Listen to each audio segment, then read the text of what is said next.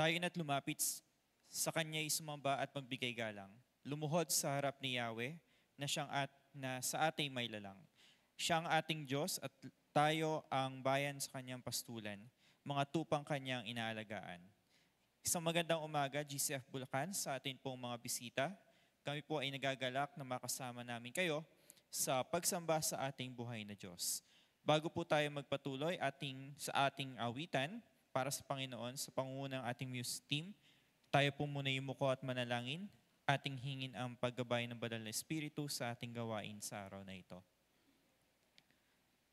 O dakilang Diyos, salamat po. Una higit sa lahat, kami po ay naninikluhod at sumasamba sa inyo sa araw na ito. Amin pong itinataas sa inyong dakilang pangalan. Kayo po ang manguna sa amin sa tulong ng iyong banal na Espiritu na upang sa ganon ay maibigay namin sa inyong nararapat na pagsamba sa araw na ito. Dalangin po namin na ang aming focus at attention ay matuon lamang po sa inyo. Ihanda niyo po ang aming mga puso upang tanggapin ang aral na inyo pong ibibigay sa amin sa araw na ito. Dalangin po namin na maging mabangsamyo sa inyo ang aming gagawing pagsamba sa umagang ito. Salamat po muli, Panginoon, sa inyo po ang lahat ng papuri at pasalamat sa pangalan ni Jesus. Amen.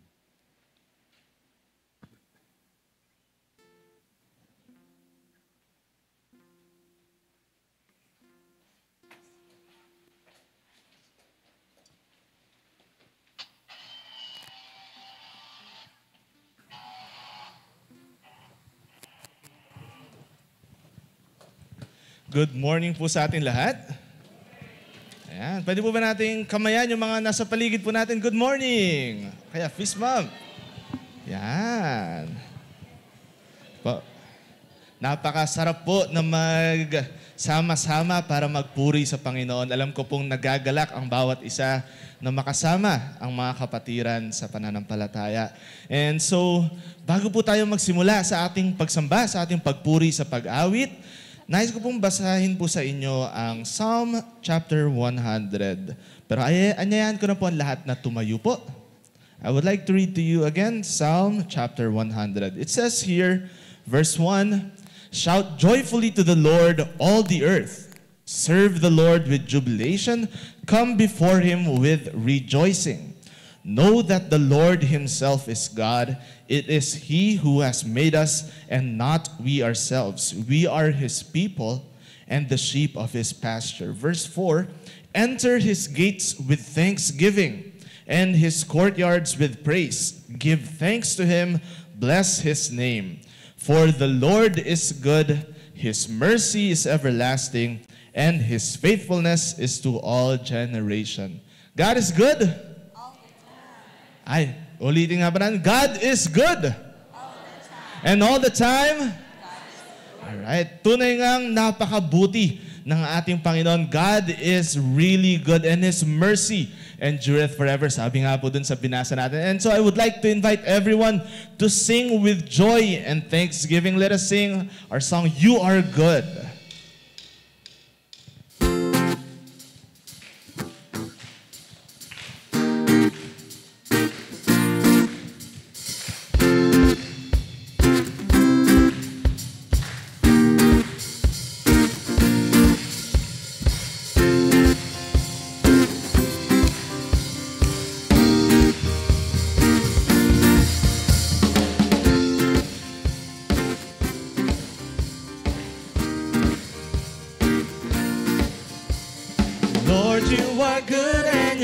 Mercy endureth forever.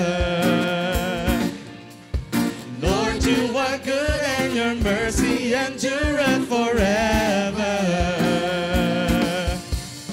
People from every nation and tongue, from generation to generation, we worship you. Hallelujah, hallelujah, we worship you for who you are. We worship you. We worship you. Hallelujah, hallelujah, we worship you for who you are. You are good.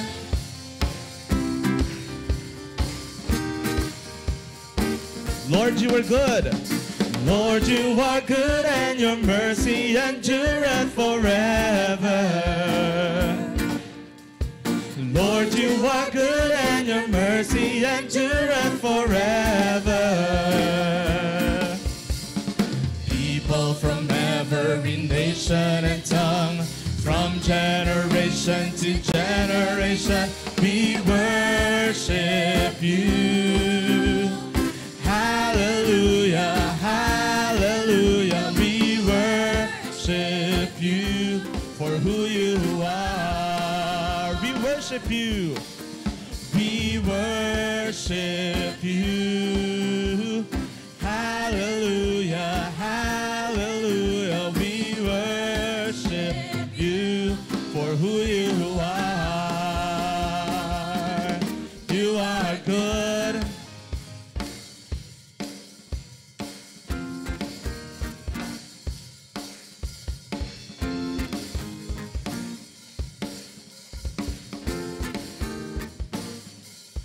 You are good all the time, all the time. You are good. You are good all the time, all the time. You are good. Once more. You are good all the time, all the time. You are good. You are good all the time, all the time. You are good.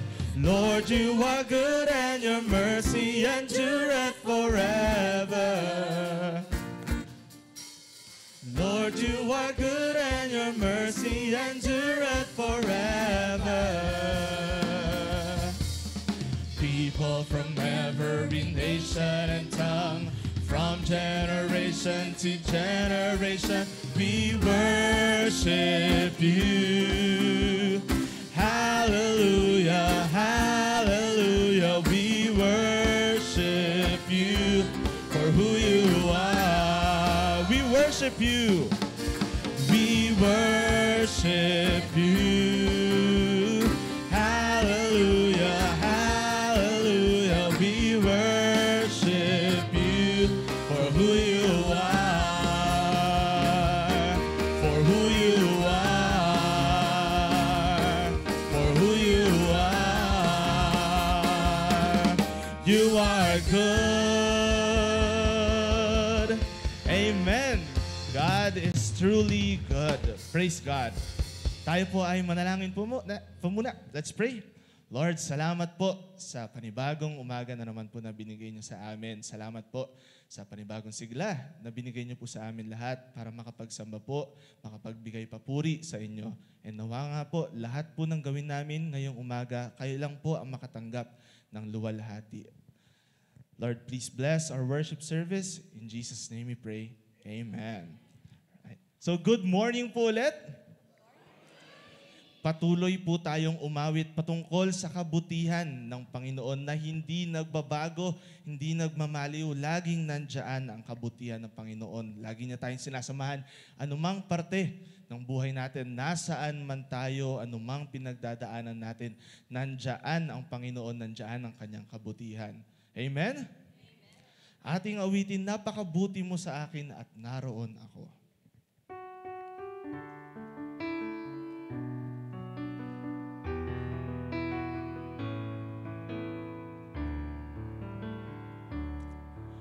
O Diyos, bakit kung pagmasdan ko ang langit na bughaw na likha mo, labis akong namamangha sa pangunawang tunay na ako'y inibig mo. Ang batis may awit, ang batis may awit ng pagsamba, pati na ang parang ay may sigla. Labis akong namamangha kapag aking nadarama, ako'y inibig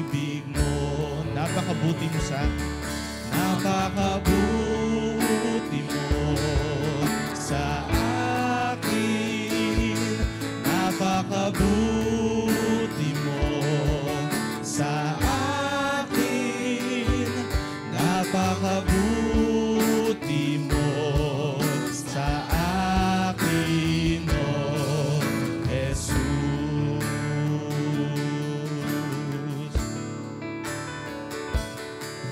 O Diyos, bakit kung pagmasdan ko ang langit na bugaw na likha mo? Labis akong namamangha sa pangunawang tunay na ako'y ibigin.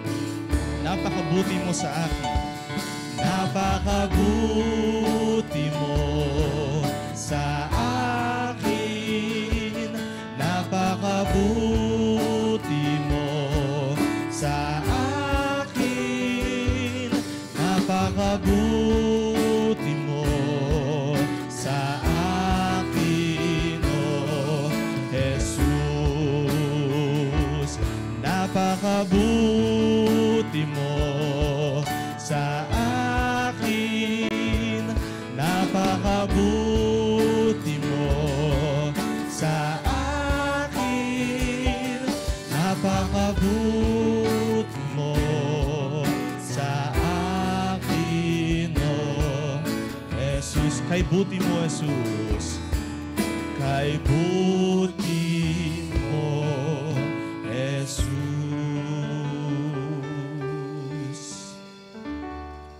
Purihin ang Panginoon sa kanyang kabutihan. Awitin natin ng naroon ako.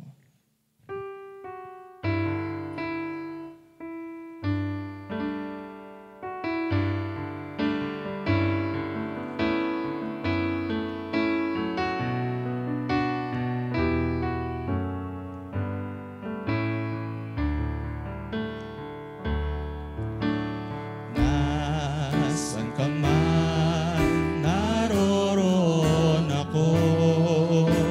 Sa kahirapan, siya ring gabay sa'yo. Sa bagyo ng buhay ay ako ang siyang aakay sa iyo. Anumang sigwa, akong karamay mo. Kahit saang panahon ng buhay mo, di magbabago pag-ibig ko sa'yo. At sa bawat oras at araw, tangan ko sa palad ay ikaw. Di ka na sa akin ay maagaw. Kung minsan sa isip mo'y iniwan ka, na nag-iisa sa buhay mo, walang kasama.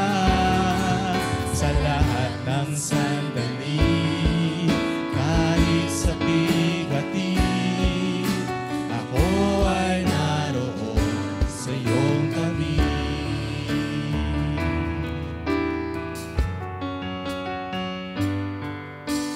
Kahit saan panahon ng buhay mo, di mababago pag-ibig ko sa'yo. At sa bawat oras at araw, tangan ko sa palad ay ikaw. Di ka na sa akin ay maaagaw. Kung minsan sa isip mo'y iniwan ka, na nag-iisa sa buhay mo, walang kasama. Sa lahat ng sandali, kahit sa bigatin, ako ay naroon. Ako ay naroon. Ako ay naroon sa iyong tabi. Purihin po ang Panginoon. Manatili po tayong nakatayo para sa paggalang po ng pagbasa ng salita ng Panginoon.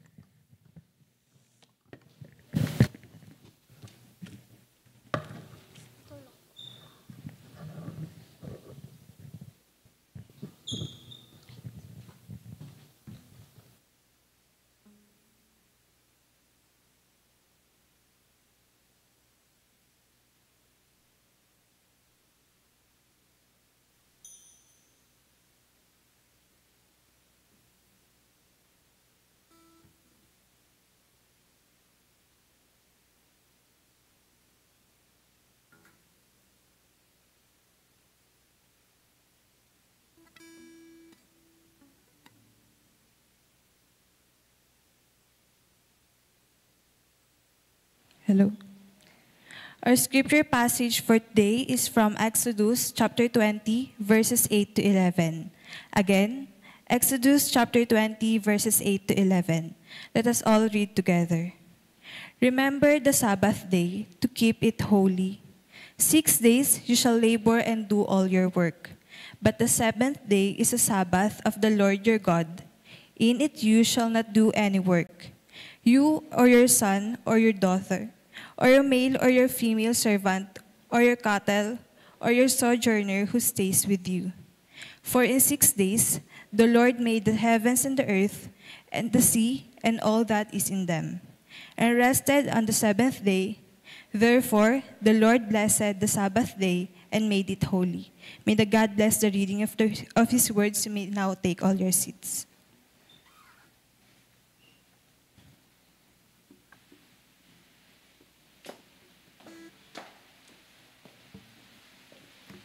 Tayo po, nalangin. Aming Ama na nasa langit, kami po ay lubos na nagpupuri at nagpapasalamat sa iyong dakilang pangalan. Tunay na ikaw ang Diyos na karapat-dapat papurihan, parangalan at dakilain. At tulad ng mga nilalang sa iyong kalangitan, kami po ay nakikiisa upang ikaw ay aming mapalawalatian sa aming kalagitnaan. Ama, minsan pa po ay kinikilala namin ang katotohanan na ikaw ang makapangyarihang Diyos. Ang lahat ng bagay ay iyong nilikha sa pamamagitan lamang ng iyong salita. Ikaw po ang nagsabi na walang mahirap na bagay para sa inyo. Walang imposible para po sa inyo. At sa katotohanan ito, kami po ay lubos na nagtitiwala na anumang kabigatan, anumang suliranin, anumang sitwasyon na meron kami, ay maaari naming ipagkatiwala sa inyo sapagkat meron kaming Diyos, meron kaming Panginoon, meron kaming Ama, kaibigan na masasandigan. Ikaw ang Diyos na nakakaalam ng lahat ng bagay. Alam mo ang aming kalalagayan sa mga oras na ito. Alam mo ang mga struggles na meron po ang bawat isa. Alam mo ang pagnanais ng aming puso't isipan, O Lord. Walang bagay na nalilihim sa inyo. Ikaw ang Diyos na mapagmahal, ang Diyos na puno ng habag at biyaya. Na bagamat kami ay makasalanan, kami po ay inyong minahal. Iniligtas sa pamamagitan ng pagsakripisyo, kamatayan ng iyong bugtong na anak na si Jesus doon sa krus ng Kalbaryo. At dahil sa kanyang kamatayan at muling pagkabuhay, kami po ngayon ay mayroong buhay na pag-asa na darating ang panahon. Ikaw ay aming makakasama magpakailanman sa inyong kaharian. Ama, ang mga katotohanan ito ang dahilan kung bakit narito kami ngayong umaga. Patuloy na nagpapuri, patuloy na nagbibigay parangal sa inyong kadakilaan sa katotohanan na ikaw at tanging ikaw lamang ang tunay na Diyos. Ikaw lamang ang Diyos na tunay na nagmamahal at kumakalinga sa amin. And as we worship you this morning, Father, once again, we ask for your forgiveness for all the sins that we have committed, O God. We know, Father, that if there any sin in our hearts and mind, then ang aming pagsamba ay hindi lubos na maging katanggap-tanggap sa inyong harapan. And we thank you, Father, for the assurance from your word that if we will confess our sins, you are faithful and just to forgive us and cleanse us from all our sins. And ito po yung aming kaaliwan naman. Ito po yung aming katiyakan hindi sa ano pa mang bagay na meron sa amin, kundi sa inyong kabutihang loob, sa inyong katapatan, na kahit kami sa maraming pagkakataon ay nagkukulang, sa maraming pagkakataon ay nasasaktan namin ang inyong damdamin, kailanman ay hindi nagbago ang inyong pagmamahal sa amin. At ito rin yung aming confidence, O God, to come to your throne of grace, na ilagak sa inyo ang lahat ng aming mga kabigatan. Una na ang mga kapatiran namin na nahihirapan sa paggawa ng desisyon. Please give them wisdom, O God. Father, you have said from your word na if any of us lack wisdom, then we can come to you, O Lord. At makakaasa po kami na ang inyong kagandahang loob, ang inyong biyaya ay patuloy na mananaghana sa bawat isa po sa amin. Please help us, O God, na hanapin hindi lamang yung bagay na gusto namin, kundi tulungan mo kami na makita kung ano yung kalooban mo, at sa inyong biyaya, tulungan mo kami na sumunod upang sa bawat desisyon na aming gagawin ay tunay na makapagbigay luwalhati sa iyong dakilang pangalan. We commit to you also, O God, yung mga kapatiran namin na may karamdaman. Please extend your loving and healing hand upon them, O Lord. Lord, alam namin na walang imposible po sa inyo. Ikaw ang aming Diyos na dakilang manggagamot. Walang bagay o walang karamdaman na hindi mo kayang pagalingin. At sa katotohanan ito, kami ay nananalig, Ama. Patuloy naming inilalapit sa inyo ang mga kapatiran namin na may pangangailangan. Kayo po ang tumugon sa kanilang mga pangangailangan sa araw-araw. Sa mga bayarin, kayo po ang patuloy na mag-provide, O God. Sabi mo nga, Lord, patuloy kaming humingi, patuloy kaming humanap, patuloy kaming kumatok sapagkat kami ay makakasumpong, kami ay inyong pagbubuksan. At sa oras ding ito, Ama, nais naming hingin ang karunungan na nagmumula po sa inyo na sa aming pag-aaral ng imboy na salita ay maunawaan namin ang mga salita mo. At higit sa lahat, give us a humble heart, O Lord, that as we listen to your word, magkaroon kami ng pagnanais na ito ay maipamuhay namin sa aming mga buhay. Lord, pumagitna ka po sa aming pagsamba ngayong umaga, at nawa ang lahat ng luwalhati ay mapasa inyo po lamang. Sa pangalan ni Kristo Jesus ito po ang panalangin. Amen. Magandang umaga po sa inyo lahat. Ayan, parang mahina. Pwede yung isa pa po. Magandang umaga sa inyo lahat. Ayan, medyo nanggagalaiti ng konti. No? So this morning, once again, we are privileged to worship the Lord at magsama-sama sa lugar na ito upang pag-aralan din ang kanyang buhay na salita. And for our meditation this morning, this is the continuation of our message last Sunday regarding the fourth commandment. Remember the Sabbath or observe the Sabbath.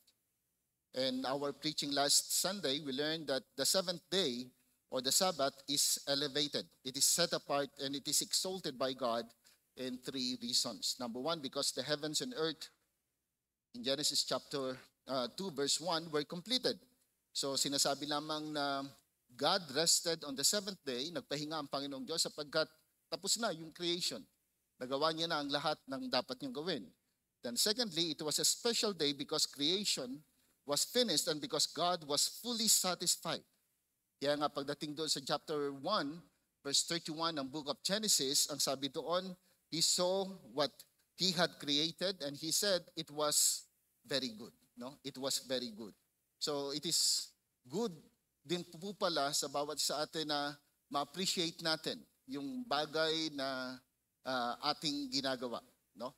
Then thirdly, He designed that the seventh day would be a special memorial to His creation and its original perfection. So every time na darating ang seventh day o yung Sabbath, this is the practice of every Jew na kanilang balikan yung kadakilaan ng kapangyarihan ng Panginoong Diyos sa paglikha ng lahat ng bagay sa loob lamang ng 7 araw. At napakahalaga na maintindihan din natin na ang Sabbath in the context of the Jews ay isang araw na kakaiba kumpara doon sa ibang kumpara doon sa 6 na araw na bahagi ng isang linggo. No? Ito ay kanyang itinaas, ito ay kanyang sinet apart sapagkat meron itong magandang layunin na nagpapaalala sa buhay ng mga Hudyo kung gaano kadakila at kapangyarihan ang ating Panginoong Diyos. Now, in our message last Sunday, Sabbath rest, sabi po natin, ang Sabbath rest is not applicable for us, Christians. Ulitin ko ulit, yung Sabbath ay hindi applicable sa atin ng mga mananampalataya. And the key passage is in Exodus chapter 31, verses 12 to 13, kung saan sinabi na, "Then the Lord said to Moses, say to the Israelites, you must observe my Sabbaths. This will be a sign between me and you for the generation to come, so you may know that I am the Lord who makes you holy." Now, mapapansin niyo po dyan, this will be a sign between Yahweh and the Israelites and for the generations to come. So katulad ng ibang covenant ng Panginoon, sa kanyang mga hinirang, laging merong sign na binibigay ang ating Panginoong Diyos. God loved to give signs when He made covenants with His people. Kay Noah, siya ay nagbigay ng sign ng rainbow. Kay Abraham ay nagbigay siya ng sign ng circumcision. At kay Moses, o yung tinatawag natin na Sinaitic covenant, ay meron namang sign ng Sabbath. So sa madaling salita, yung Sabbath ay hindi applicable sa atin sapagkat ito ay covenant ng Panginoong Diyos with the Israelites, na ang pinaka sign ay yung seventh day o yung Sabbath rest na tinatawag po natin. So, at sabi nga natin, pag binalikan natin yung Sabbath, medyo matindi yung hinihingi ng Panginoong Diyos. Any violation cost the imposition of the death penalty ay binibigay doon sa sinumang sumuway o hindi mag-practice netong Sabbath. Kaya nga kung mababasa nyo sa Numbers chapter 15, merong tao na nangunguha lamang ng steak, pero ang sabi ng Panginoong Diyos ay batuhin ang tao na yan hanggang mamatay. So, yung Sabbath, yung law, no, sabi natin, medyo mabigat yung hinihingi. Parang we are required to obey, to follow the rules perfectly. But unfortunately, dahil tayo bilang tao na hindi perpekto, maraming pagkakataon na tayo ay nagkakasala o nagkakamali, namimiss natin, at yung naghihintay na kapayaran ay medyo matindi. That is why we need the new covenant. We need the new covenant. And what is the new covenant? It is the death and resurrection of our Lord and Savior, Jesus Christ. It is the salvation through our Lord and Savior, Jesus Christ. In the old covenant, the salvation is hoping that they would be saved by obeying the Ten Commandments or the rules. But unfortunately, walang sino man ang makakasunod sa kautusan. Kaya nga sabi natin sa 10 utos pa lamang na sinasabi o itong pinag-aaralan natin, lahat tayo babagsak na kagad. And then sabi ni James, masunod mo ang 9 pero magkamali ka ng isa, then baliwala na ulit lahat. So sino ngayon ang maliligtas? So kaya sabi ni Apostle Pablo, yung batas na inaasahan ng mga tao na magbibigay ng kaligtasan, yung batas na akala natin pag sinunod natin ay maaari tayong mapunta sa kalangitan, sabi niya, yun yung humuhusga ngayon sa bawat sa atin. Kabaliktaran. Yung inaasahan natin na magbibigay sa atin ng kaligtasan, yun yung nagsabi na tayo ay guilty. Kasi hindi natin natupad yung hinihingi ng kautusan. That is why we need the new covenant. The grace of God. We need the mercy of God. We need yung love ng Panginoong Diyos na sa kabila ng ating pagiging makasalanan, tayo ay kanyang tinubos sa pamamagitan ng kamatayan ng kanyang bugtong na anak na si Jesus. Now, ito rin yung dahilan pagdating sa New Testament, sabi ni Apostle Pablo in Colossians chapter 2, verse 16 to 17, "Therefore, no one is to act as your judge in regard to food or drink or in respect to a festival or a new moon or a Sabbath day. Things which are mere shadow of what is to come, but the substance belongs to Christ."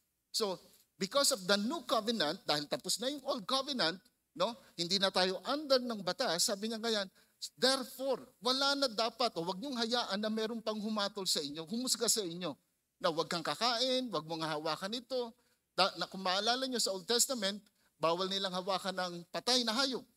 Bawal nilang hawakan ng patay na tao. Bawal silang kumain ng mga sabihin na natin yung mga walang, anong tawag dyan? Walang hoops. Bawal silang kumain ng walang kaliskis. Bawal sila maraming mga bawal. Sa madaling salita sabi niya, okay, tapos na yan. Kasi hindi na tayo under ng Old Covenant. Under na tayo ngayon ng New Covenant na sa biyaya ng Panginoong Diyos, pwede tayong maligtas sa pamamagitan ni Kristo Jesus. At ganoon din naman, yung mga festival, sabi niya, yung shadow, yung typology ng darating na pagliligtas ni Kristo, sabi niya, tapos na rin tayo dyan. Malaya na tayo dyan. So wag mong hayaan na ikaw ay husgahan pa ng sinuman. Kaya nga mga kapatid, ngayon, maraming Kristiyano, pilit pa rin bumabalik doon sa Old Covenant. Lalo na ngayon, merong mga practices ng mga Jews, parang binabalik nating pilit yung feast na meron sila, no? Hoping na, anong connection nito? Sabi ni Apostle Pablo, tapos na siya. For example, ngayong last week na September hanggang October 6, merong Feast of First Fruits. Ino-offer nila ito, yung Feast of Booths. Lumalabas sila, ina-acknowledge nila yung lahat ng mga pagpapala na kanila natanggap, pagpapasalamat sa Panginoon, na walang problema sa pagpapasalamat. Pero ang sinasabi ng Bible, tapos na tayo dito. Wala na itong koneksyon sa buhay natin. Wala na itong koneksyon sa kaligtasan ng bawat sa atin. Sapagkat yung pagliligtas, ginawa na ni Kristo doon sa krus ng Kalbaryo. Kasama yung Sabat. So kaya tayo ngayon ay hindi na nagse-celebrate o nagsasagawa ng Sabat. Going back doon sa previous verses ng Colossians chapter 2, the main reason why hindi tayo sakop ng Sabat because in Christ we are complete. In Christ we are complete. Mahal, meron ba dyan yung Colossians 2? Tingnan niyo po ito. See to it that no one takes you captive through philosophy and empty deception according to the tradition of men. Referring doon sa mga practices na meron sila according to the elementary principles of the world rather than according to Christ. Verse 9, for in Him all the fullness of deity dwells in bodily form. And look at this, and in Him you have been made complete. And He is the head over all rule and authority. In Christ we are complete. Verse 11, and in Him you were also circumcised with a circumcision made without hands. Look at this. Sabi niya ganyan, sa Old Covenant, physically, sila ay sinicircumcised. On the 8th day, kinakailangan dali nila yung anak na lalaki nila para i-circumcise bilang sign ng covenant nila with Abraham. Bilang sila na pinili na bayan o bansa ng ating Panginoong Diyos. But in Christ, no, hindi physical circumcision, kundi spiritual circumcision. That is why pag binasa niyo ang Romans chapter 2, sabi ni Apostle Paul, no, hindi lahat ng Christian, hindi lahat ng Israelites ay anak ni Abraham. Sapagkat merong mga physically circumcised pero yung heart nila malayo sa Panginoong Diyos. Kaya sabi niya rito, made without we were circumcised or you were also circumcised with a circumcision made without hands in the removal of the body of the flesh by the circumcision of Christ. Verse 12, having been buried with Him in baptism, in which you were also raised up with Him through faith in the working of God, who raised Him from the dead. And then, when you were dead in your transgressions and the uncircumcision of your flesh, He made you alive together with Him, having forgiven us all our transgressions. Now, sa madaling salita, kay Kristo tayo ay ganap, tayo ay kompleto. Yung bagay na hindi natin kayang gawin sa laman, ginawa ni Kristo. At dahil sa ginawa ni Kristo sa kanyang kamatayan at muling pagkabuhay, then we are all complete in Christ. Amen? Parang hindi yata. Ang ibig sabihin lamang po, no? Kay Kristo, yung bagay na hindi natin kayang gawin para maligtas tayo, yung bagay na hindi natin kayang tuparin, na hinihingi ng batas, ginawa ni Kristo. At dahil sa ginawa ni Kristo, kung mananalig tayo kay Kristo, then we are complete in Christ. Ang kaligtasan natin hindi ngayon nakabase sa ginagawa natin, kundi dun sa ginawa ni Kristo sa krus ng Kalbaryo. And this is also one of the reasons why we do not worship on Saturday. We do not worship on Saturday. Instead, we worship on the first day of the week. And the question is, why we worship God ng Sunday? Ito yung iniwan po natin. Bakit Sunday? Bakit hindi Saturday? Una, sabi natin, tapos na tayo dyan sa Old Covenant. Ngayon, Sunday. So ito po yung sasagutin natin ngayong umaga. Bakit tayo nagtitipon-tipon at sumasamba sa unang araw ng Sanlinggo? Bakit hindi Tuesday? Bakit hindi Wednesday? Bakit hindi Thursday? Bakit Sunday tayo nag-worship o nagsasama-sama sa isang lugar? Taliwas sa paniniwala ng marami at tinuturo ng mga tao na sumasamba sa Sabado o yung tinatawag natin ng mga Sabatarian, sabi nila, ang mga Kristiyano raw ay sumasamba ng Sunday dahil binago ni Pope yung araw ng pagsamba. From Saturday, ginawa niyang Sunday. So they believe na the reason why we worship God ng first Sunday of the week is because of the edict or command of the Pope. Pero magkakaroon ka ng malaking problema sapagkat yung first Pope ay naitayo o sabihin natin, yung unang-unang Pope na naupo ay around 600 BC, ay 600 AD. Pero yung practice ng mga Christians ng pagsamba ng first day of the week, first century pa lang. So malabo na doon nagsimula. O yung iba naman sabi nila, nung time ni Constantine, around 325 AD, naalala nyo nung Christianize ni Emperor Constantine ang lahat, around 312 AD, then nakita niya yung mga Kristiyano na sumasamba ng Sunday, ang ginawa ni Constantine, hindi siya ang nagsimula na gawing Sunday. Nakita niya na sumasamba ng Sunday yung mga tao, diniklara niya ngayon na walang pasok pag Sunday. Ulitin ko ulit, hindi siya yung nagdeklara, hindi siya yung naglipat ng Saturday to Sunday. Siya yung nagdeklara na dahil sumasamba kayo ng Sunday, walang pasok pag Sunday. Kaya kung babalikan natin, pupunta tayo sa panahon nila Kuya Vic, naalala niyo po ba yon? Pag Sunday, sarado halos lahat ng mga establishmento. Walang pasok. Lately lang yan nagkaroon ng mga mall, pero before, pagdating ng Sunday, halos lahat walang pasok. But ulitin ko ulit, hindi tayo sumasamba ng Sunday dahil dun sa ginawa ni Constantine. Bagamat ito yung claim ng ibang mga tao na sumasamba ng Sabado. So kung hindi ito yung ating basihan, then ano yung basihan natin? Bakit Sunday tayo nag-church? Number one, because Sunday is the day of Christ's resurrection.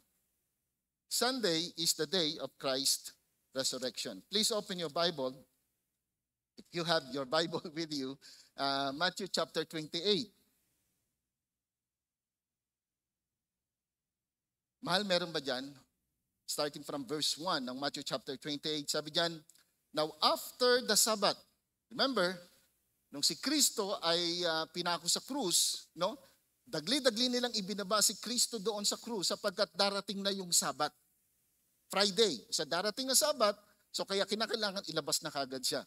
Now, kinabukasan, patay si Kristo after the Sabbath, as it began to dawn toward the first day of the week, Mary Magdalene and the other Mary came to look at the grave. Verse 2, and behold, a severe earthquake had occurred, for an angel of the Lord descended from heaven and came and rolled away the stone and sat upon it. And his appearance was like lightning, and his clothing as white as snow. The guards shook for fear of him and became like dead men.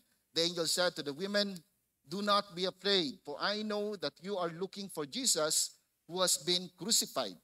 He is not here, for he has risen, just as he has said. Come, see the place where he was lying. Now, this is my point. Doon sa verse 1, sabi diyan, after the Sabbath, toward the first day of the week, the Lord Jesus Christ, verse 7, was resurrected. Now, anong connection nito sa pagsamba natin?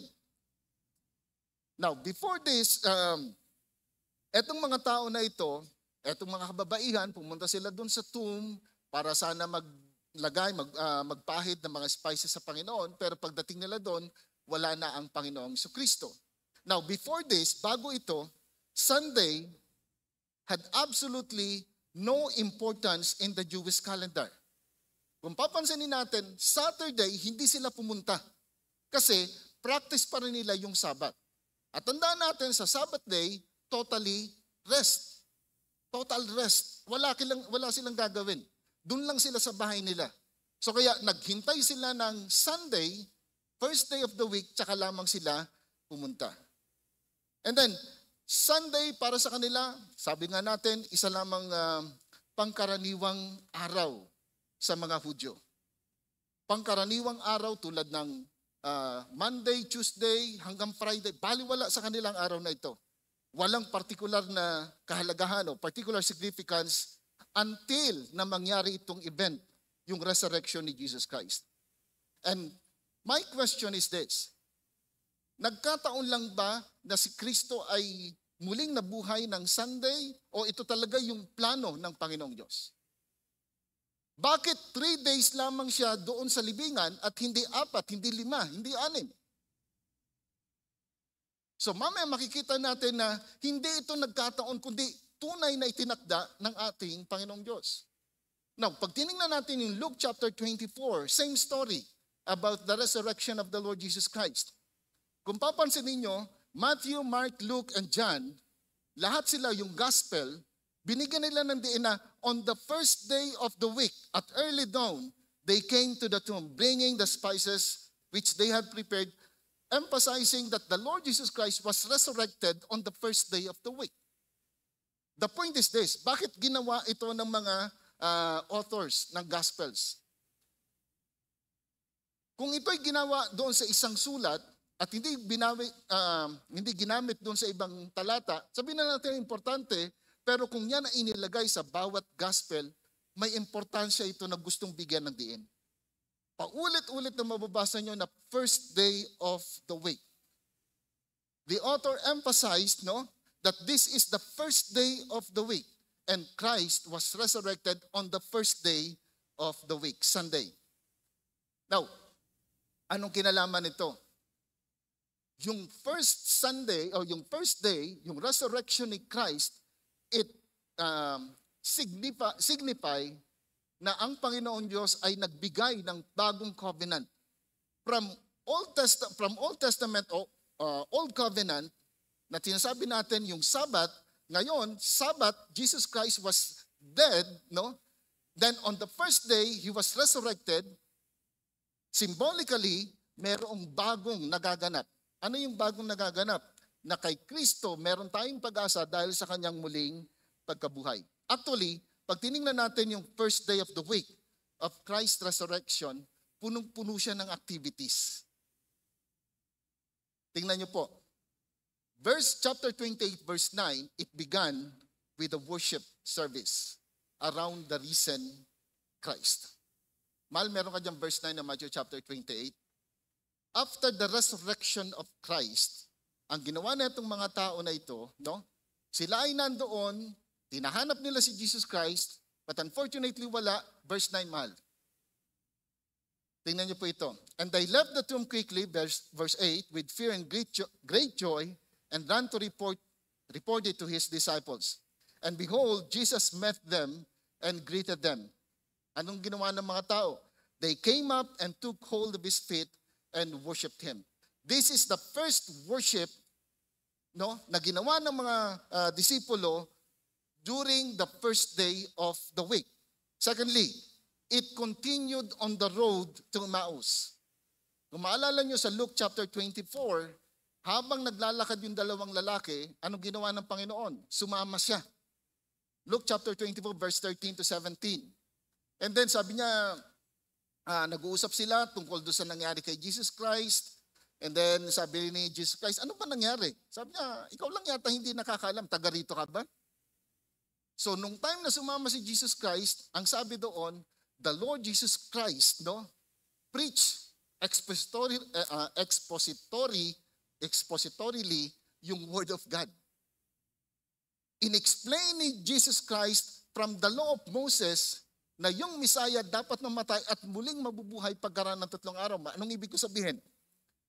First day of the week, they worship the Lord Jesus Christ. Verse 9, Matthew chapter 28.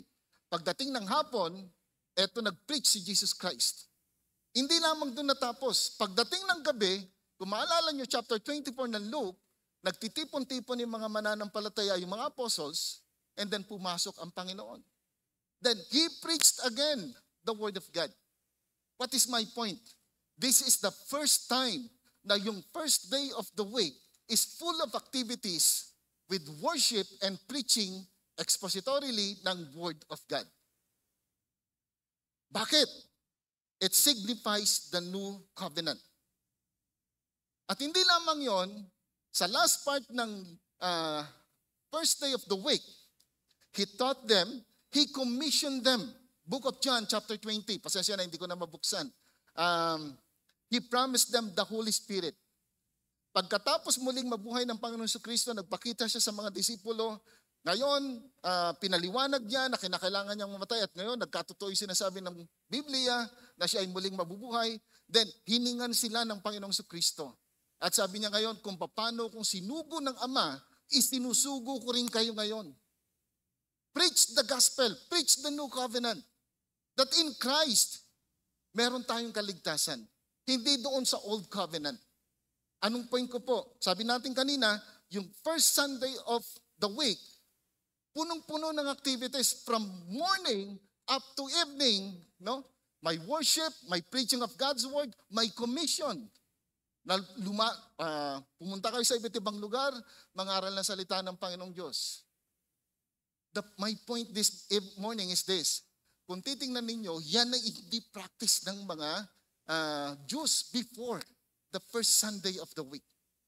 This is the first time na sila ay punong-puno ng activity on the first day of the week. Na-imagine ko lang habang tinitingnan ko to, naalala ko nung nandun kami sa Manila Baptist Church, kasama ko si Pastor Rad, 7 o'clock in the morning, meron silang tatlong services, 7 o'clock in the morning, 10 o'clock in the morning, and then 6 o'clock in the evening. Song leader ako ng 7 o'clock, so I have to go to church. Mas maaga pa, pupunta ako 7 o'clock. Then pagkatapos ng 7 o'clock, Sunday school, 9 o'clock. Attend ka na Sunday school, magtuturo ako ng Sunday school. Then 10 o'clock, service ulit. Doon na kami magla-lunch. Then pagdating ng 3 o'clock, young people, kasama ko si Pastor Rad.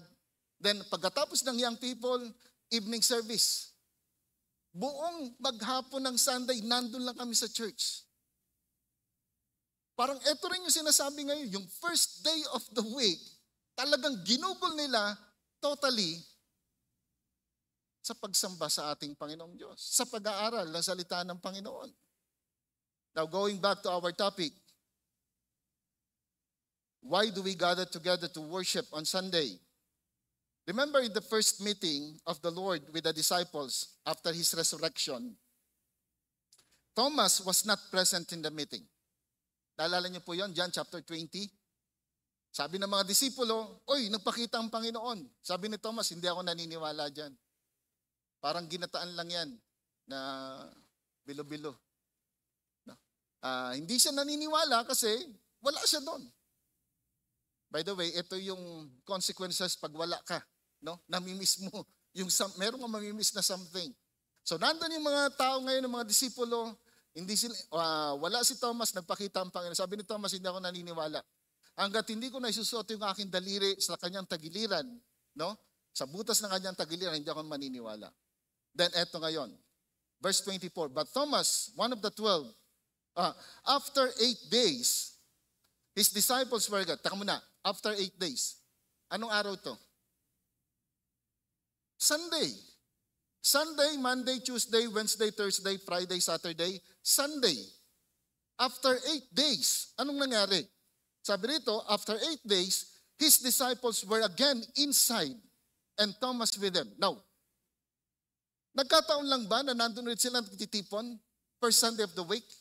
O ito'y naging sistema na nila na magtipon ulit sila on the first day of the week? Sabi rito, Jesus came the doors having been shut and stood in their midst and said, peace be with you. Question, bakit naghintay ng 8th day, o sabi na natin, on the first day of the week, muling nagpakita ang Panginoon. Bakit hindi siya nagpakita nung Tuesday, nung Wednesday, nung Thursday, nung Friday? Bakit kinakailangang hantayin niya nung Sunday?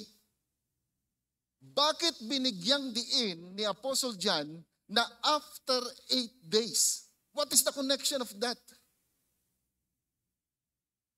O ito ay isang bagong covenant na tinayo ng Panginoon para ipakita na now, the Sabbath, tapos na siya, merong bagong covenant. At yung mga mananampalataya, nagtitipon na sila first day of the week. First day of the week. Interesting, hindi po ba? After 8 days, nagpakita ang Panginoon sa kanila. At sabi, alam natin yung kwento, sabi niya yung Panginoon kay Thomas, Thomas, eto na, suot mo yung daliri. At dito binanggit ni Thomas yung isa sa napakahalagang pagpapahayag kung sino ang ating Panginoong Diyos. Sabi niya, my Lord and my God. My Lord and my God. Side comment po. Verse 28 ba yan, mahal, pwede pakita sa kanila para makita nila yung praise. Maraming mga tao na hindi naniniwala sa pagiging Diyos ng Panginoon Kristo. Verse 28, mahal, ay sinasabi nila na si Kristo o yung mga disipulo ay nabigla lang nung sinabi niya na my Lord and my God. Kasi pag tiningnan nyo yan, exclamation point yung ginamit. No? John 20 verse 28. Then, kung yung mga disipulo ay nabigla lang, anong gagawin ng Panginoon Kristo? Pagsasabihan niya yung mga tao. But the point here is this, the Lord Jesus Christ accepted, no, yung sinabi ng mga disipulo na indeed He is the Lord and He is God. Next time nating pag-aralan yung deity ni Christ, pero dito tayo ngayon, bakit Sunday? Now, kung meron mang question, sabihin natin, bakit sila ay nagtitipon doon? Hindi ko kayang ipaliwanag dahil wala ako nung time na yon. But I believe, hindi ito nagkataon. Sinadya nila na sila ay nagtitipon doon at sinadya rin ng Panginoon na siya ay magpakita on the next Sunday. Hindi nung Tuesday, hindi nung Monday, but nung Sunday. God, the Lord Jesus Christ, decided that He would have His meeting with the disciples on Sunday, on the first day of the week. And I believe this is a sovereign choice ng Panginoong Diyos na piliin niya yung Sunday na sila ay muling magkita. At kung makikita natin sa mga susunod na passages na titingnan natin, mula nung araw na ito, every time na sila ay nagtitipon, laging Sunday na po siya. So bakit tayo Sunday? The first reason, dahil si Kristo ay muling nabuhay ng Sunday. At every time na tayo ngayon ay magtitipon-tipon. Sabi natin, pag Saturday, yung Sabbath, inaalala nila na ang creation ay tinapos ng 6 days. And on the 7th day, He rested. Inaalala nila na we have a great and powerful Creator. Pinagmumuni-munihan nila kung sino yung kanilang Panginoong Diyos. Pagdating ng Sunday, gusto nating i-honor ang Panginoon. Inaalala natin yung ginawang pagliligtas ni Kristo doon sa krus ng Kalbaryo. That is why may mga churches, yung Lord's Supper, ginagawa nila every Sunday. Bilang pag-alala nung kamatayan at muling pagkabuhay ni Kristo. Tayo ginagawa nating once a month, nagtitipid lang po. Pero pwede namang every Sunday yan. Now, the second reason, it is the day when the church is founded. It is the day when the church is founded. Look at Acts chapter 2. Anong kwento sa Acts chapter 2? Day of Pentecost. Day of Pentecost. When the day of Pentecost had come, now yung Pentecost, by the way, sa Old Testament, sa kanilang Old Covenant, meron lamang isang Sunday na espesyal na ginagawa. etong Pentecost. Pero lahat ng kanilang feast, yan ay by number 7. Yung Pentecost, on the seventh week, sabi niya, yung susunod na araw, day of Pentecost. So 7 Sabbath times 7 equals 49. The next day, 50, tawag nila Pentecost. Galing sa salitang pente, ibig sabihin 5. So ibig sabihin, yung susunod na araw sa Sabbath is Sunday. Tama ba? So day of Pentecost, sabi rito, they were all together in one place, and suddenly there came from heaven a noise like a violent rushing wind, and it filled the whole house where they were sitting. Verse 3, and there appeared to them tongues as of fire distributing themselves, and they rested on each one of them. And they were all filled with the Holy Spirit and began to speak with other tongues as the Spirit was giving them utterance. Now, obviously, merong kakaibang nangyari dito. Yung mga tao biglang nagsalita ng iba't ibang wika na bago sa kanila. Yung iba hindi nila maintindihan, pero yung iba nakakaintindi sapagkat may mga tao na galing sa iba't ibang lugar, pumunta doon sa lugar na yon para mag-celebrate ng Day of Pentecost, and then ginamit ng Panginoon yung sitwasyon na ito para may pangaral yung mensahe ng kaligtasan. Now, tingnan niyo po ito. Naalala niyo sa Matthew chapter 16, pag nagtanong ang Panginoon Hesukristo, Matthew 16 verse 13, sabi niya, ano ba sinasabi ng mga tao tungkol sa akin? O sino ba ako?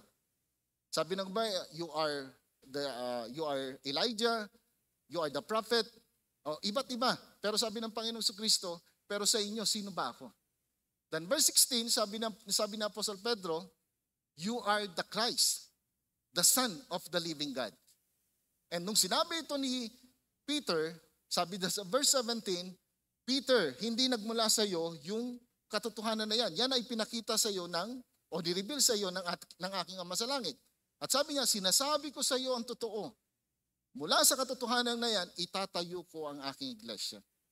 Yung term na ginamit doon ni Jesus Christ is future.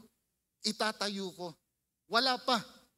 Nagsimula ang church sa Day of Pentecost. Dito nagsimula yung church ngayon, bumaba ang Holy Spirit, pinil niya yung mga tao, at eto ngayon, dinagdag. Mula doon sa 120, nag-preach si Apostle Peter, nadagdagan sila ng 3,000. Kaya pagdating ng verse 41 na Acts chapter 2, lahat ng mga naniwala, binaptized, naging part ngayon ng church. So doon nagsimula yung church. Now, my question, bakit pinili yung Day of Pentecost? Of all the days, sa pagtatayo, sa pagsisimula ng church, bakit pinili yung Pentecost? Pentecost is first day of the week, Sunday. So bukod doon sa katotohanan na si Kristo ay muling nabuhay, on the first day of the week, yung church sinimulan din first day of the week. That is why yung mga mananampalataya, ang meeting nila, first day of the week. Sabi natin kanina, yung Pentecost, 7 times 7, 49 Sabbath, next day, 50th day, Pentecost. Doon naman ginawa ng Panginoong Diyos o sinimulan o itinatag ang iglesia. Para sa akin, it is very clear that the Lord identified this day, Sunday, first day of the week, because it is God's day. It is His day. Pinili ito ng Panginoong Diyos. Pero hindi siya concerned doon sa external observances or activities. Unlike sa Old Covenant, no? Every Sabbath, parang nanginginig ka, natatakot ka na ma-violate mo yung Sabbath. Na pag hindi mo nasunod yung iniingi ng Sabbath, nag-iintay sa iyo mabigat na consequences. Kaya kung maalala ninyo, nung si Kristo ay nagkatawang tao, ito yung laging banggaan nila ng mga religious leaders. Inaabangan nila na baka magpagaling si Jesus. Pinuna nila nung nanguha sila ng kakainin ng mga disipulo habang sila naglalakad doon sa may triguhan. Lagi sila nagbabantay. Pero ngayon, yung first day of the week, no, yung Sunday, yung Lord's Day, iba na yung practice. Hindi motivated ng takot, kundi motivated ng pagsamba, pagbibigay luwalhati, pasasalamat, at higit sa lahat, pagmamahal sa ating Panginoong Diyos. Sunday is a day of joy, not to God as our Creator, but God as Redeemer and Savior. Ulitin ko ulit. Sabbath, they celebrated Sabbath para alalahanin na mayroong Diyos na makapangyarihan sa lahat, na siyang lumikha ng lahat ng bagay at tinapos niya ang lahat ng creation sa loob lamang ng 6 na araw. Pero yung first day of the week, nandito tayo, inaalala natin na meron akong Diyos na mapagmahal, Diyos na puno ng habag, Diyos na puno ng biyaya, na kahit ako makasalanan, minahal niya ako. Namatay siya doon sa krus ng Kalbaryo, muling nabuhay, para ako na makasalanan ay magkaroon din ng kaligtasan. Yun yung ginagawa po natin. Yun dapat ang gawin natin.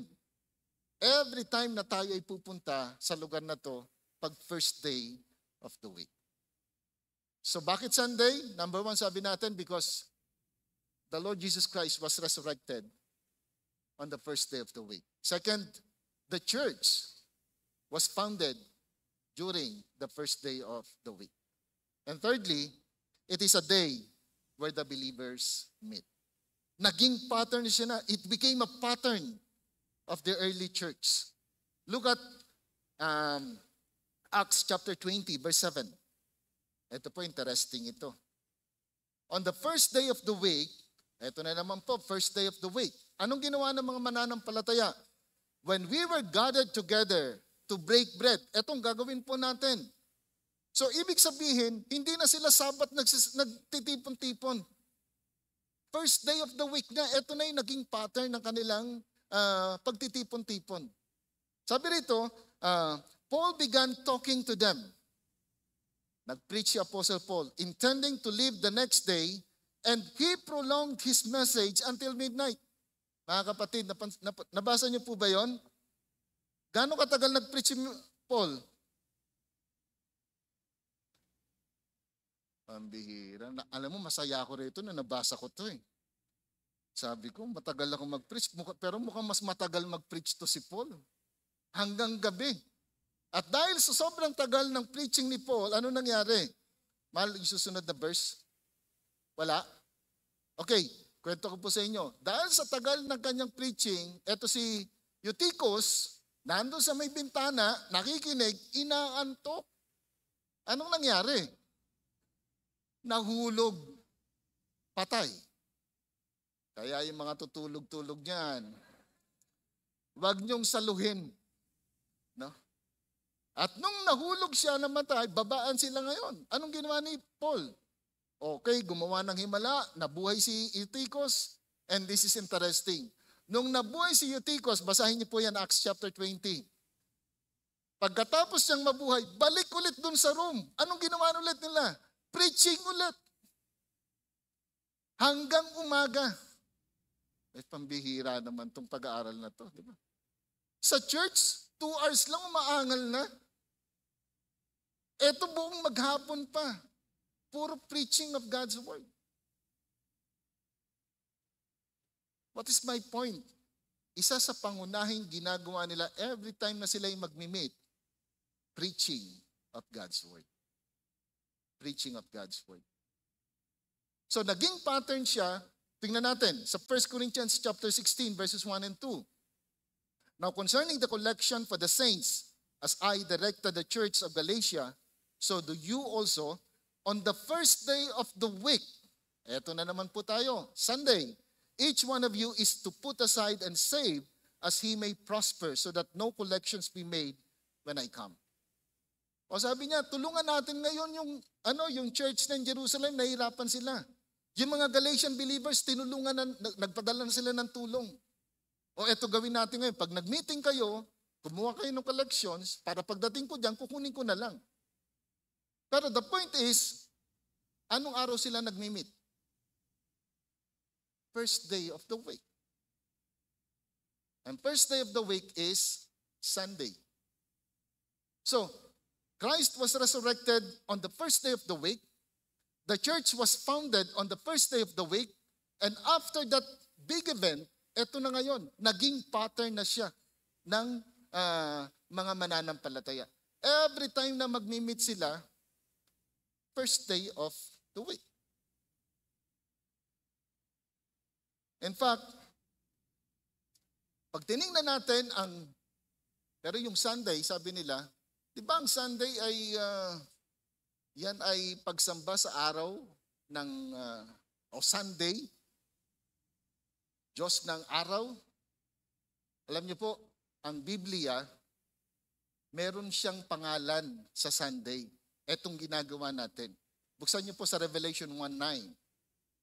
Interesting po. Mas maganda, ito na sigurong gamitin natin na tawag pag nagmi-meet tayo. Sabi niya rito, I, John, your brother and fellow partaker in the tribulation and kingdom perseverance which are in Jesus, was on the island of Patmos because of the word of God, the testimony of Jesus. I was in the Spirit on the Lord's day. John called Sunday the Lord's day. So pag nagmi-meeting tayo, masarap palang tawagin ito na Lord's Day. Kasi ito yung ginamit na salita ng Biblia. Oops, taka muna, listen. Hindi sinabi na Family Day. Family Day ba o Lord's Day? Lord's Day. Marami sa atin, dahil ayaw mag-church, pinagsasanggalang yung family. Family Day kasi namin yan eh. Pagdating doon sa family, kanya-kanya lang naman kayo ng cellphone doon eh. Pero yung Sunday, ang tawag niya ng Panginoong Diyos is Lord's Day. Now, tingnan niyo po yan. Sa grammar, yan ay possessive. Di ba? Lord's Day. This is the day of the Lord. Ibig sabihin, araw yan ng Panginoon. Huwag mo nang agawin. Sa Kanya yan eh. Kaya yung Sunday o Lord's Day, please, ibigay natin yan sa Panginoon. Now, given, iba na ang panahon natin ngayon. Yung iba sa inyo may work ng Lord's Day. Yung iba sa inyo, doktor, yung iba nurse, yung iba nasa service work na tinatawag. Now, praise God. Kasi ang hirap naman kung merong magkasakit, pagdating mo ng hospital, walang doktor, right? Pero please, kung wala kang namang activity at wala kang trabaho ng Sunday, go to church. Because it is the Lord's Day. Okay po? I hope wag na tayo magpalusot. Hindi sa atin to, sa Panginoon to. Ibigay natin sa Panginoon ang araw na ito. Kung paano niyang binigay ang kanyang buhay para ikaw at ako magkaroon ng kaligtasan, binigay ng Panginoon ang kanyang sarili sa araw na ito. Muli siyang nabuhay para pagtagumpayan ang kapangyarihan ng kasalanan. Para pagtagumpayan ang kapangyarihan ng kamatayan upang ikaw at ako na patay sa kasalanan, magkaroon ng buhay na walang hanggan. Kaya pag dumarating ang araw ng Panginoong Diyos, I hope and pray, mas maging tama yung puso natin. The issue here, yung issue po dito, puso. Nakita ko yung ginawa sa akin ng Panginoong Diyos, excited ako na makasama ang mga kapatiran sa pag-alala ng pagliligtas ng Panginoon. Hindi ka nagpupunta ng church para dagdag points sa kaligtasan mo. Hindi ka nagpupunta ng church para makatanggap ka ng favor sa Panginoon. Nagpupunta ka ng church dahil mahal mo ang Diyos na nagligtas sa iyo sa tiyak na kapahamakan. Nagpupunta tayo ng church dahil bilang pasasalamat, pag-alala sa dakilang pagliligtas ng Panginoon.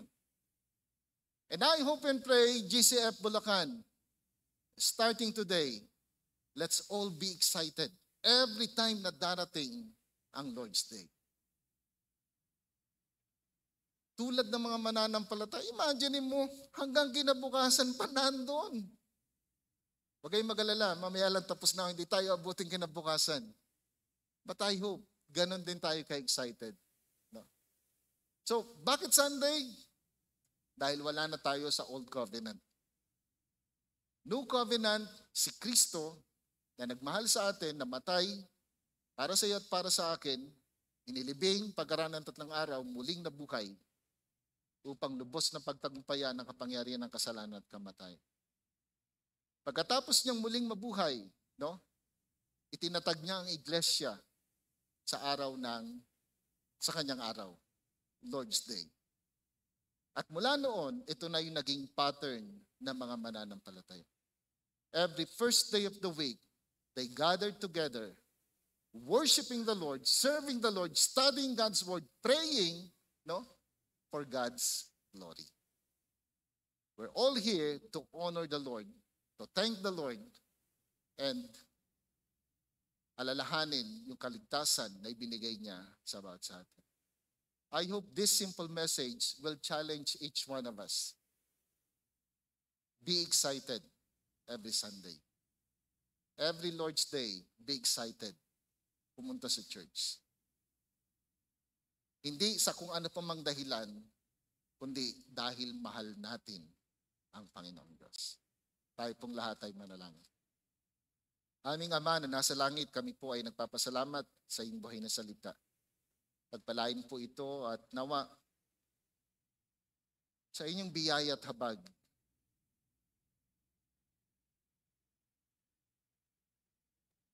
Maisa puso po ng bawat sa amin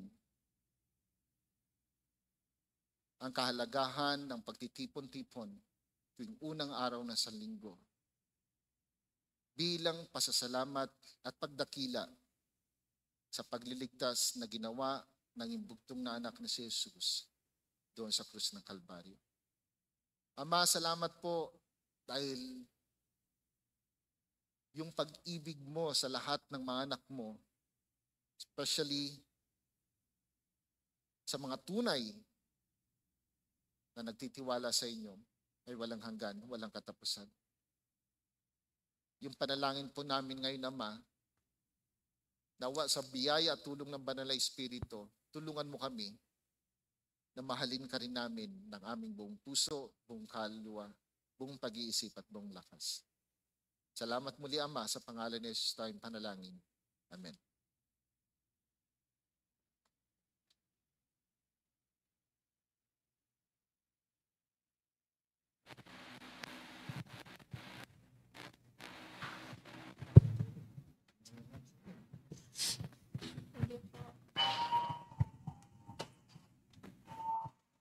Salamat po, Pastor Buboy, sa napakagandang mensahe and napakagandang reminder na wag na po natin agawin ang araw ng Panginoon. Pwede po natin practicein ngayon. Sabihin nga po sa mga kasama natin, mga katabi natin, Happy Lord's Day! Yon, maganda pakinggan, no? So sana nga po, ma-practice natin na ang araw ng linggo, ang Sunday, ay Lord's Day and only His. His and His alone. And of course, hindi lang yung araw mismo, pati yung papuri natin, lahat ng luwalhati, sa Kanya lang din dapat mapunta. So, anyayahan ko po lahat na tumayo, atin pong awitin ang For You Alone.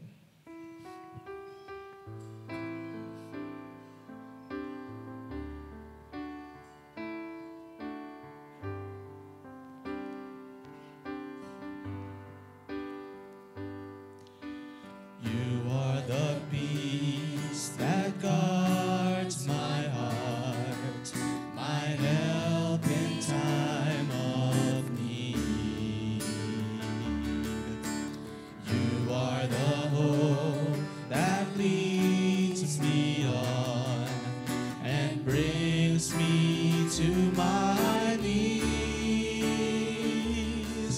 For there I find you waiting, and there I find relief.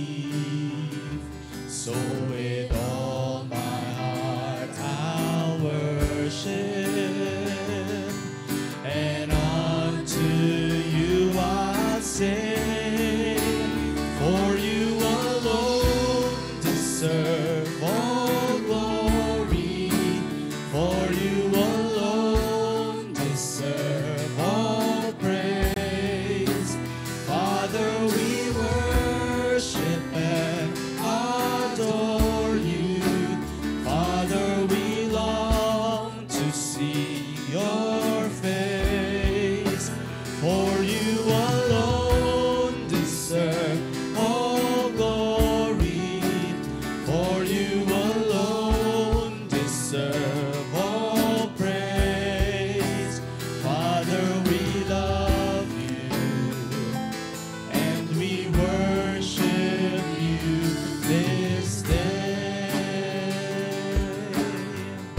You are the peace. You are the peace that guards my heart, my help in time of need. You are the hope that leads me on and brings me to my knees. For there I find you waiting, and there I find relief. So with all my heart I'll worship, and unto you I'll sing.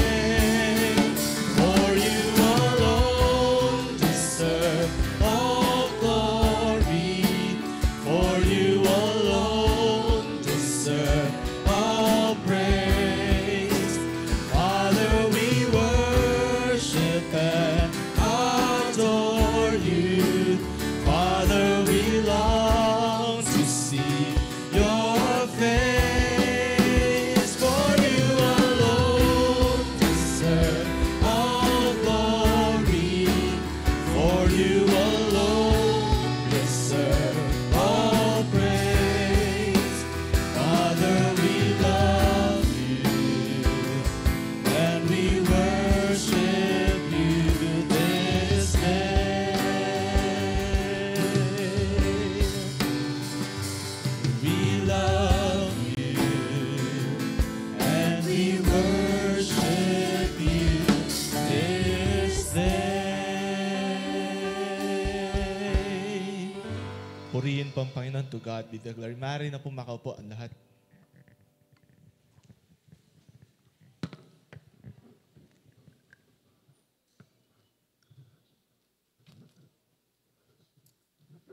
Ngayong umaga po ay meron tayong pribilehyo na muling balikan ang dakilang pagliligtas ng ating Panginoon. At sabi nga natin, this is the Lord's Day wherein we commemorate the salvation na ginawa ng Panginoong Diyos, provide ng Panginoon through His Son Jesus Christ na nag-suffer, naghirap doon sa krus ng Kalbaryo upang ikaw at ako na makasalanan ay magkaroon ng kaligtasan.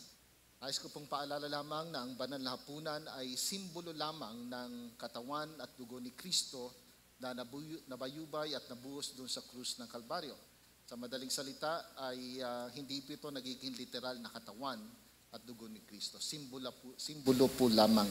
Ang banal na hapunan din ay isang araw kung saan ating tinitingnan yung muling pagbabalik ng ating Panginoon Kristo base sa kanyang pangako na siya ay muling babalik at kukunin ang lahat ng nanalig sa kanya. At ang banal na hapunan ay magandang pagkakataon bilang mga mananampalataya na saliksikin natin ang ating buhay. Tayo ba ay namumuhay ayon sa kalooban ng ating Panginoong Diyos para sa kanyang kalawalatian?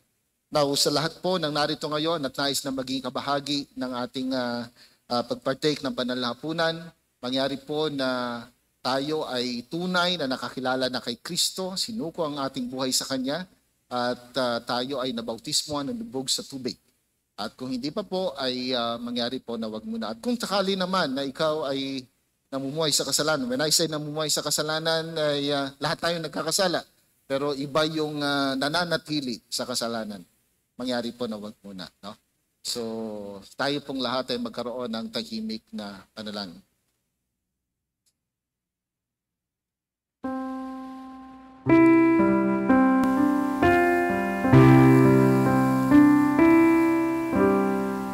Kailangan ko po mga leaders na pumunta dito sa harapan.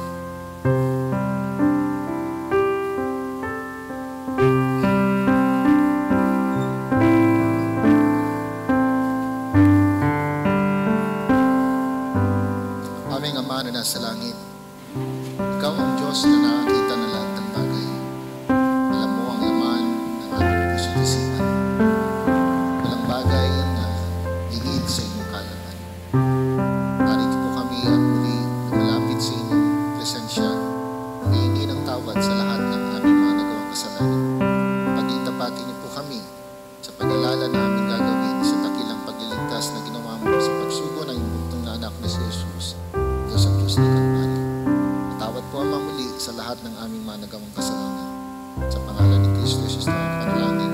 Amen. Ganyan po natin si Pastor Iman na tayo ay lead sa panalangin. Tayo po ay manalangin. Panginoon, dalisayin niyo ang aming mga puso. Gawin niyo kaming karapat-dapat, Panginoon, sa oras na ito na tanggapin ang inyong banal na hapunan. Bilang pag-alala, Panginoon, sa inyong ginawa sa krus ng Kalbaryo, hipuin niyo ang aming puso at isipan, Panginoon. Kung ano man po ang aming patuloy na kasalanan na nagdadala, Panginoon, dito sa aming buhay, ay ito po ay maisuko namin sa inyo. Muli, gawin niyo kaming katanggap-tanggap sa inyong harapan. Pagpalain niyo, Panginoon, ang elementong nasa harapan namin. Linisin niyo po ito, Panginoon, at maging totoo sa aming puso at isipan kung ano ang sinisimbolismo nito sa amin. Po lahat, nilapit namin sa inyo sa pangalan ni Jesus. Amen.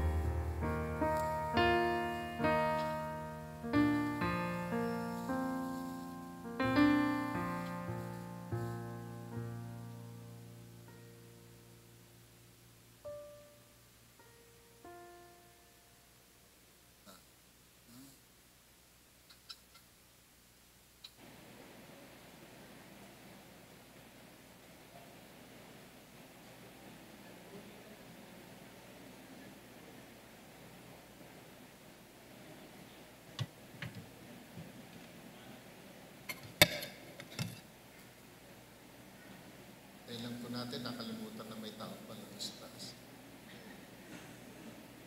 Hindi ko lang alam kung sinadya ko yan.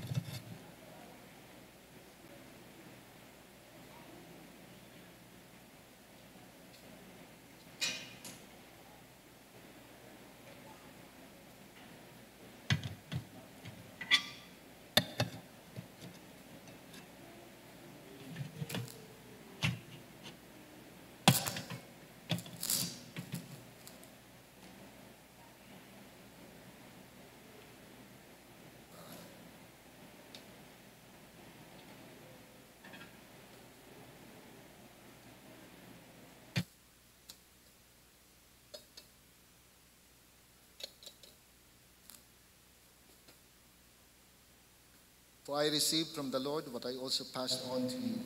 The Lord Jesus, on the night he was betrayed, took bread. And when he had given thanks, he broke it and said, "This is my body which is for you.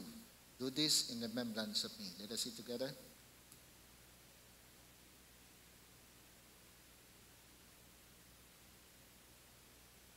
In the same way, after supper, he took the cup, saying, "This cup is the new covenant in my blood. Do this whenever you drink it in remembrance of me." Let us drink together.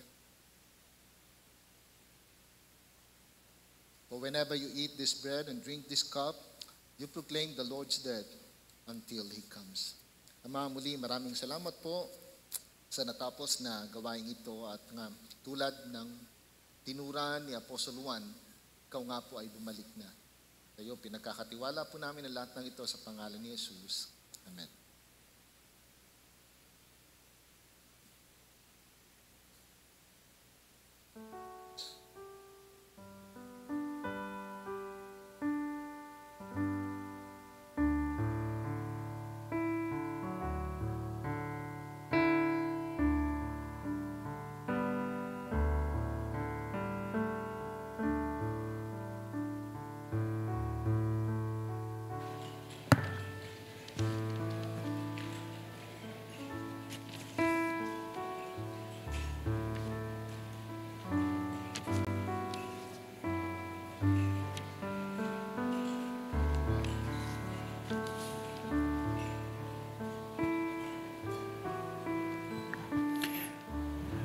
Magandang umaga pong muli sa ating lahat.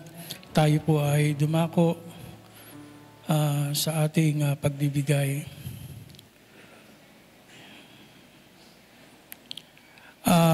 Dumako po tayo sa pagbibigay ng ating mga ikapo at tanging handog.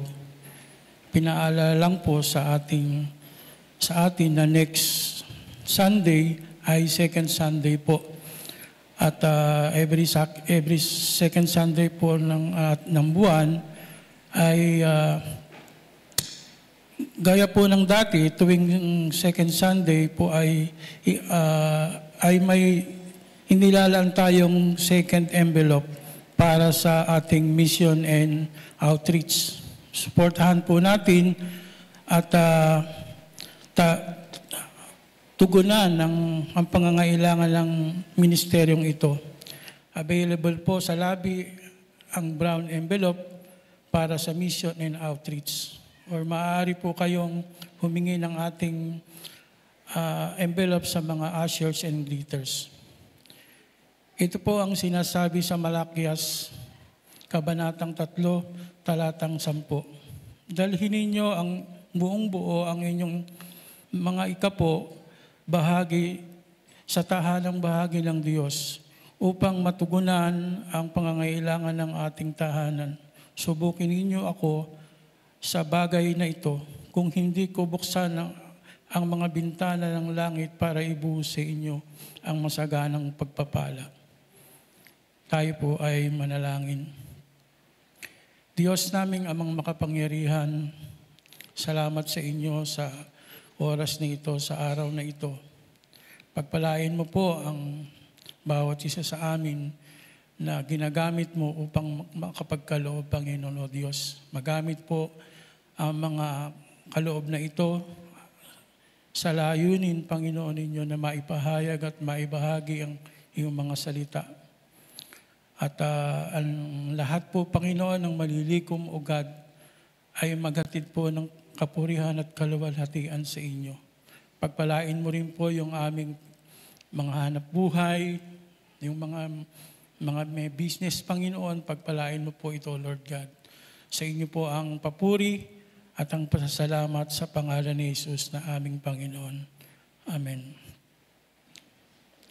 Kung nais nyo pong magkaloob ng inyong tithes and offering through online or mobile banking platform, maaari po kayong maghulog sa mga bank account na makikita po sa ating mga screen.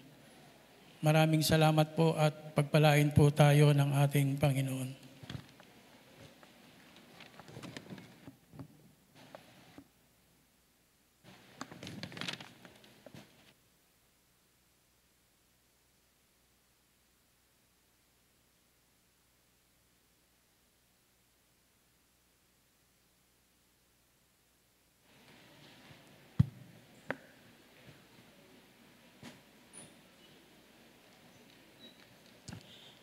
Kami po ay labis na nagagalak at nagpapasalamat sa mga bisitang dumalo sa araw na ito. Maaari lamang pong tumayo kapag natawag ang inyong pangalan at manatili pong nakatayo upang ma-welcome ng ating mga kapatiran. Atin pong tinatawagan si Miss Helen Dayaw. Ayan po. Jelan Rose Dayaw. Ayun po sila. Ron Jacob Natividad. Ayun po sa side na ito. Cynthia Vicente. Ayun po pala sa gitna. Enriquez. Tracy Neal. Ayun po sa likod. Romy Labrador. Ayun po. At Net Labrador. Ayun po sila. Meron pa po ba tayong mga bisita na hindi po natawag? Maaari po bang tumayo upang ma-welcome po natin? Wala na. Okay. Kung wala na po, maaari na po maupo ang ating mga bisita. Huwag muna po kayong uuwi pagkatapos ng ating pananambahan. Aanyayahan po namin kayo sa mandali sa ating Visitors Lounge. Maaari din po kayong dumalo sa ating fellowships pagkatapos namin kayong makausap. Para naman po sa ating mga announcements, membership class, nag-umpisa po tayo ng panibagong membership class kaninang ika-7:30 ng umaga sa ating Visitors Lounge. Sa mga gusto pong magpa-miyembro, maaari pa po kayo magpalista kay Pastor Rodney Ledesma. Programming tutorial, magkakaroon po ng programming tutorial dito sa ating church para sa mga senior high school at college students. At ito po ay ituturo ng ating kapatiran na isang programmer din na si Brother Dennis Bujo Mariano. Ang layunin po nito ay para makatulong sa mga estudyanteng nais matuto ng computer programming. Kailangan lamang po magdala ng sariling laptop Ngunit kung wala naman po, ay pwede naman po ang sharing. Ito po ay gaganapin tuwing Sabado dito sa ating simbahan mula 2:00 ng hapon hanggang 4:00 ng hapon. At ito po ay sisimulan sa Sabado, 7 ng Oktubre 2023.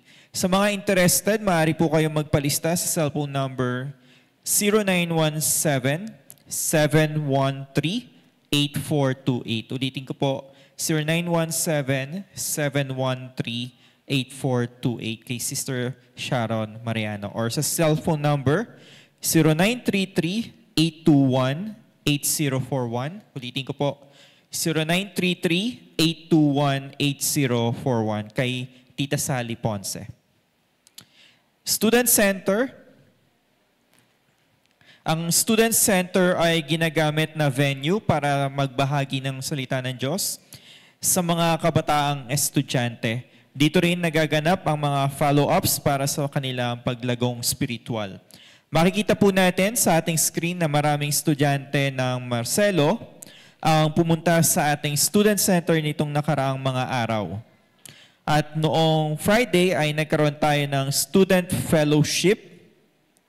May picture po ba tayo? Yan. Na ginawa sa Kids Church Worship Hall. Sa biyaya ng Panginoon ay nabigyan natin ng merienda ang mga batang dumalo. Ang Student Fellowship ay regular nang gagawin every other Friday of the month. Kaya nananawagan po tayo sa ating mga kapatiran, nangangailangan po tayo ng additional ministry volunteers para dito. Maaari din po kayo makibahagi sa pamamagitan ng tulong financial na kailangan lalo na sa mga susunod na pagdaraos ng Student Fellowship. Para po sa kaalaman ng lahat, ang ating pong Student Center ay bukas mula alas 12:30 ng hapon hanggang alas 5:30 ng hapon. Martes hanggang Biyernes. Salamat po at magkita-kita po tayong muli sa susunod na linggo. God bless po.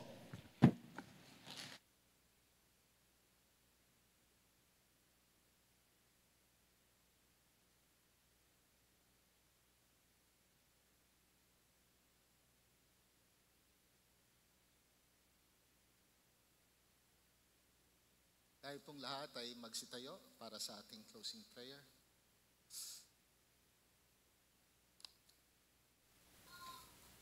Ama, sa inyo po ang lahat ng luwalhati sa natapos na gawain ngayong umaga.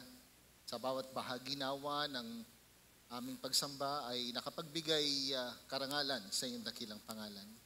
At kung hindi pa babalik ang aming Panginoong Hesus sa linggo na ito, muli ang aming panalangin na dalhin mo kami na may kagalakan sa aming mga puso upang sumamba, magpuri sa iyong dakilang pangalan. Sa iyo ang lahat ng luwalhati, sa pangalan ni Kristo Jesus, ito po ang aming panalangin. Amen.